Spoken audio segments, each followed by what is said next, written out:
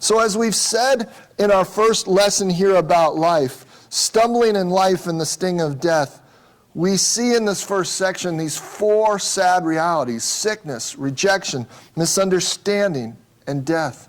All of us face these realities at times. We struggle, we stumble, we get frustrated, we get disappointed, we get down, we get confused. Death itself is dreadful. We feel the pain of it, the sting of it, whenever we encounter it, in those we love, in those that face it tragically, that face it unexpectedly. In life, we also deal with all kinds of uncertainties. What to do in certain situations, what decisions to make, what about this, what about that? There are uncertainties as well about the deeper level questions of life. What am I really living for? What is my purpose? Why am I here? Does my life make a difference? Does it matter? Do people love me? Do people care about me? What makes me valuable and significant? What satisfies me? There are also plenty of hurts in our lives, right? All kinds of hurts. Hurts we experience from people in a fallen world who've hurt us, said things, done things, or not done things, or not said things. There's hurts from other people, yet the reality is there's hurts that you and I have also caused other people, whether intentionally or not. You see, stumbling in life and the sting of death is something that impacts each and every one of us. And it's a reality because of sin and our separation from God. We are broken, imperfect people, and there's plenty of problems that come associated with that.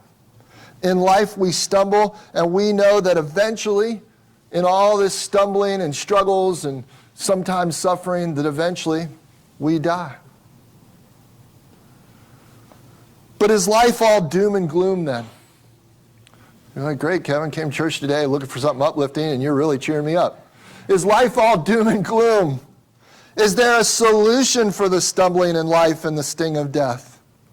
Verse 9, Jesus spoke with this metaphor of the day and the light of the world, and he describes how the person who walks or lives with the light of the world is able to see and will not stumble.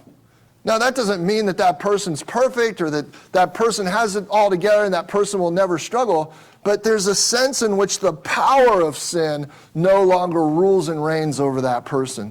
That stumbling in the sense of permanent stumbling that is constant and continual and has power over that person is broken. That person is able to then see. And they're stumbling in the sense that the presence of sin still exists, but there's not stumbling in sense because the power of sin is broken and its rule over that person's life. After that, Jesus says in verses 14 and 15 that what has happened with the death of Lazarus serves a purpose that they would believe.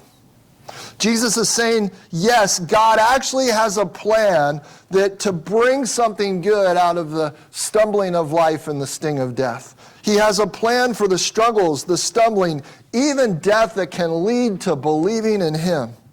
And the implication is that believing in him is so incredibly important, so beneficial, so necessary, that it's the solution to the stumbling of life and the sting of death.